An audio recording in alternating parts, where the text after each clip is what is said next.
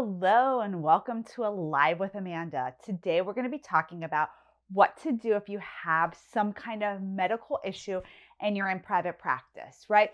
So, I was thinking about this topic. I'm always like thinking about my topics beforehand, and a story will come up or something will come up, and it like jogs my memory. And I'm like, oh, let me bring back this experience that I had. I remember one time when I was sort of like newer into private practice, I wasn't in my first office, I was in my second office. So it was after 2015, but it was before 2019. So more than 5 years ago, 6 years ago.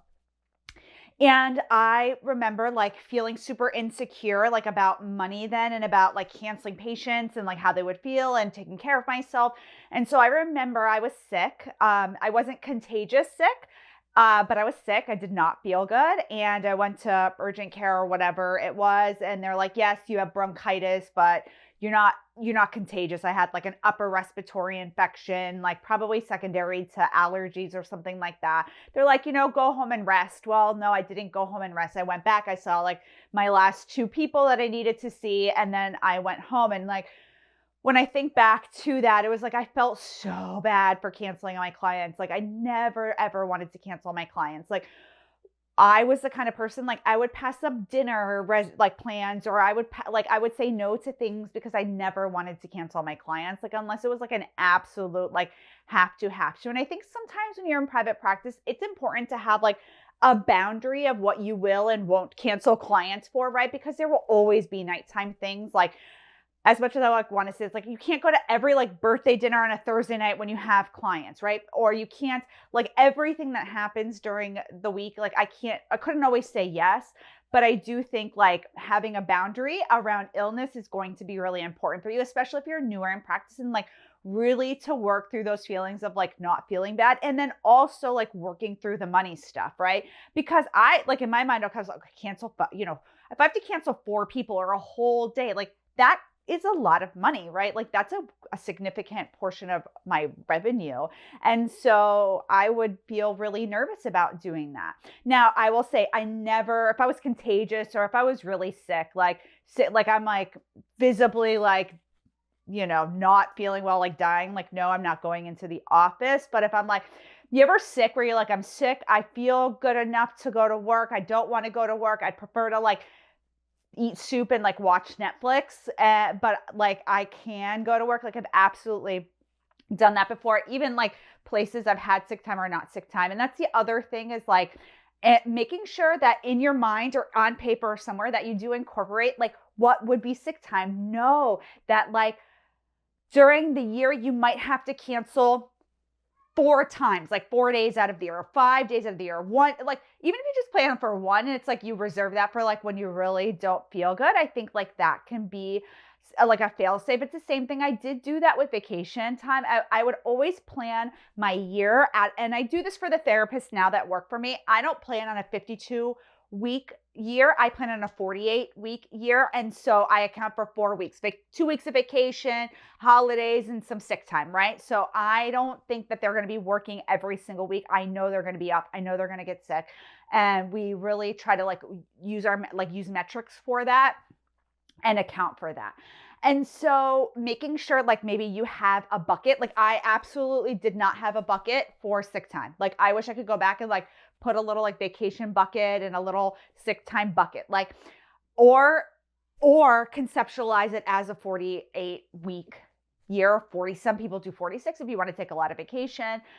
So you can either make like in your mind, run numbers off of 48 weeks, 46 weeks, or put money aside in a savings account that you will touch and use for things like vacation and sick time, so that if you really don't feel good, you don't have to go into the office that day. You won't feel like monetarily guilty for canceling, but then at the same time, you will like, that you have something to take care of yourself.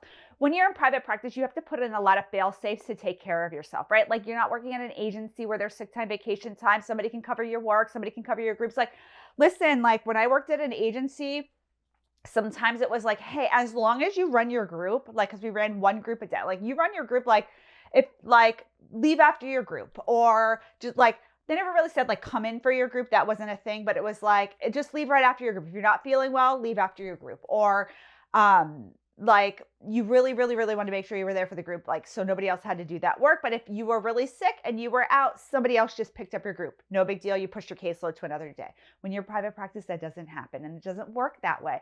And so you really want to make sure you are taking care of yourself. And like the advice that we tell our clients, like we put ourselves first, right? We put the mask on ourselves first. And that is really, really sometimes like for me as a woman, as a mom, as an entrepreneur, CEO, and a therapist, like that can be really, really, really, really tough, right? Like I just gotten tons of stories where I was like, put my clients' needs ahead sometimes, or put my family's needs ahead. And sometimes that makes sense, right? Like you can't sometimes you can't shelve those things. Like certainly if you have young children, like it doesn't matter. Like you have the flu, you're taking care of them. Like I found like when we were sick, nobody else wanted to come to the house to help us. Why? Because we're sick and they didn't want to get sick. Totally understandable. So the worst was my husband and I both had neurovirus and my son had neurovirus all basically at the same time. My son got it, my husband got it, and I got it. And like I was taking care of my son who was like up all night throwing up. The next day, it hit my husband. And my son was like, it's like the tail end of my son feeling better. It hit my husband. He was really sick. And then I got sick with it. Luckily, mine was only like 12 hours. So I was able to recover before. And like, then he was still not recovered. So it was like, he even had to cancel patients, which for those of you that don't know, he's a psychologist. And that was like a big deal for him. So I knew he was really sick as well. And so like illnesses in private practice are really, really tough. I'm going to tell you a couple more tips on how to manage medical issues, illness when you're in private practice. But first, I want to thank our sponsor, TherapyNotes. You see my face lights up. I get very excited to talk about TherapyNotes. I think they are great. We are rolling into the new year and they have made it really smooth for us to manage our benefits for clients, to send reminders to clients, to look at client balances, client credit, to look at aging reports. We really use a lot of their report functions for our private practice. They are really, really great and designed for group practices. So if you are looking for an electronic health record, especially for your group practice, but great for solo practices too, I want you to check out TherapyNotes. So if you do have a medical issue that is chronic, you may need to talk to your clients about it. I can tell you I was having a medical issue, still have it. And there were times like I had to have like some things in session that like I'd have a heating pad, for instance, like that's not normally in session, right? And I would say like, listen, I'm having a flare up.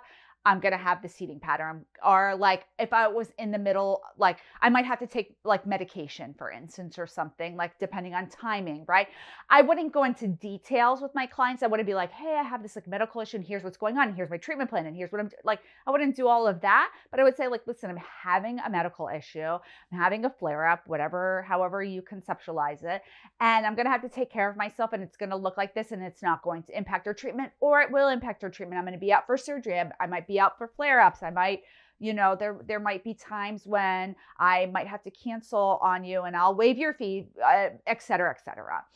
And so you want to think about how your medical condition really might impact your practice and have a plan for it.